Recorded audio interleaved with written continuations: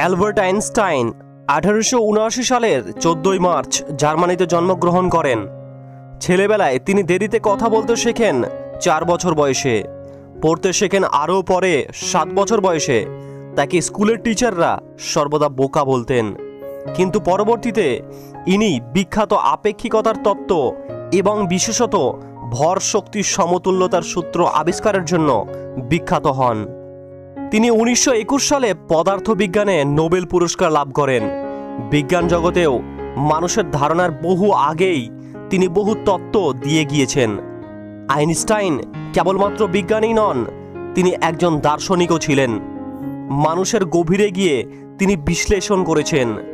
কথাবার্তাতেও তিনি ছিলেন প্রচণ্ড মেধাবী। আজ আপনার জন্য আমরা নিয়ে এসেছি অ্যালবার্ট আইনস্টাইনের 30টি উক্তি, যেগুলো বেশ মজার এবং পাশাপাশি গভীর অর্থপূর্ণ।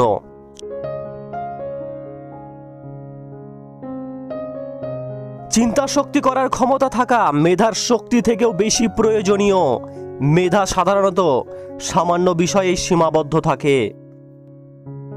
যখন একজন পুরুষ সুন্দরী নারীর পাশে 1 ঘন্টা ধরে বসে থাকেন, তখন মনে হয় মাত্র 1 মিনিট পেরিয়েছে, কিন্তু তাকে একটি গরম চুলার ওপর বসিয়ে দিলে 1 মিনিটই মনে হবে 1 ঘন্টার চেয়ে বেশি।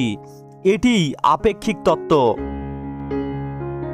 একজন সুখী মানুষ তিনি, যিনি ভবিষ্যতে অতিমাত্রায় অধিষ্ঠিত হতে বর্তমান নিয়ে অতি বেশি সন্তুষ্ট থাকেন। এই পৃথিবী কখনো খারাপ মানুষের খারাপ কর্মের জন্য ধ্বংস হবে না।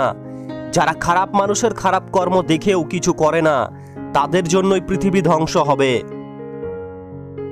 একজন সুন্দর আকর্ষণীয় রমণীর পাশে 2 ঘন্টা বসে থাকুন, দেখবেন সময় উড়ে চলে গেছে। এবার গ্রীষ্মের গরমের মাঝে রাস্তায় 2 মিনিট হাঁটুন, মনে হবে আপনি অনন্তকাল ধরে হাঁটছেন। যারা আমাকে সাহায্য করেনি, আমি তাদের প্রতি কৃতজ্ঞ, কারণ তাদের সাহায্য না করার কারণেই আজ আমি নিজের কাজ নিজে করতে শিখেছি। আপনি যদি অন্যদের অনুসরণ করেন, তাদের সাহায্য নিয়ে চলতে থাকেন, তবে হয়তো একদিন আপনি তার জায়গায় পৌঁছতে পারবেন। কিন্তু আপনি যদি নিজের পথটা নিজেই তৈরি করে এগোতে থাকেন, তাহলে হয়তো এমন এক সাফল্যমণ্ডিত জায়গায় পৌঁছাবেন যেখানে আজ পর্যন্ত কেউই পৌঁছতে পারেননি। তোমার অঙ্কের সমস্যা নিয়ে দুশ্চিন্তা করো না, আমি নিশ্চয়তা দিচ্ছি আমার সমস্যা আরও অনেক বেশি। যে কোনো যুক্তি আপনাকে এ থেকে বি পর্যন্ত নিয়ে যাবে, কিন্তু কল্পনা শক্তি আপনাকে সব জায়গাতেই নিয়ে যাবে। আমি চিন্তা করেছি মাসের পর মাস, বছরের পর বছর।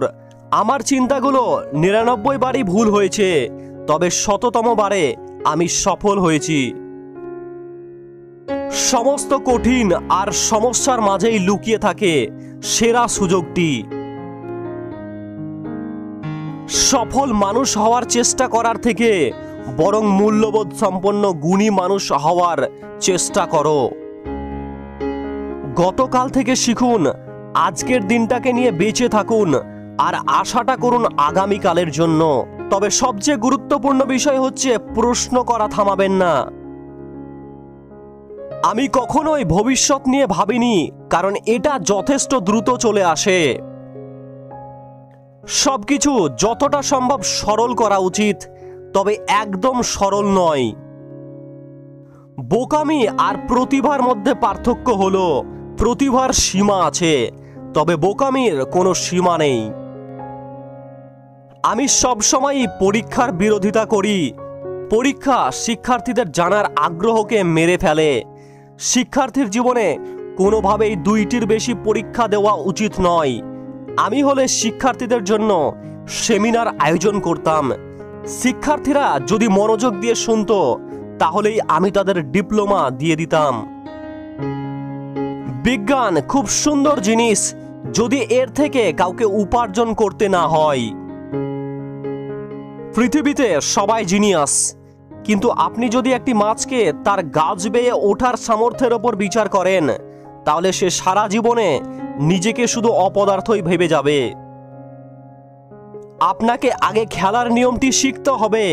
আর তারপরেই আপনাকে অন্যদের চাইতে ভালো খেলতে হবে।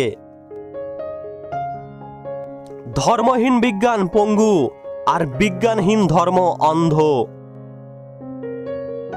আমাদের রহস্যময়তার পরীক্ষণে প্রাপ্ত সবচেয়ে সৌন্দর্যময় জিনিসগুলো হলো শিল্প, বিজ্ঞান এবং বন্ধুত্ব।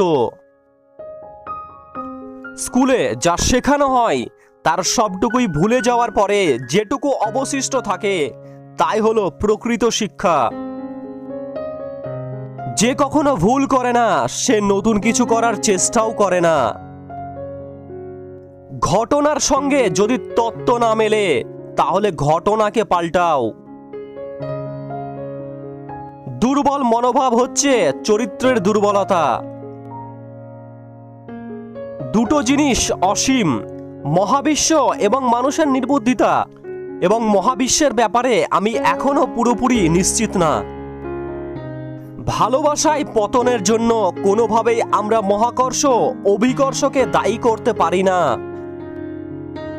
যদি আমাকে একটি সমস্যার সমাধানের জন্য 1 ঘন্টা বেঁধে দেওয়া হয়, আমি 55 মিনিট সমস্যাটা নিয়ে চিন্তা করি এবং বাকি 5 মিনিট সমাধানটা নিয়ে চিন্তা করি।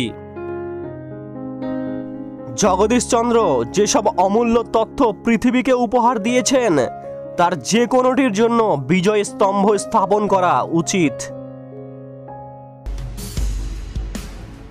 আজকের ভিডিওতে এতটাই।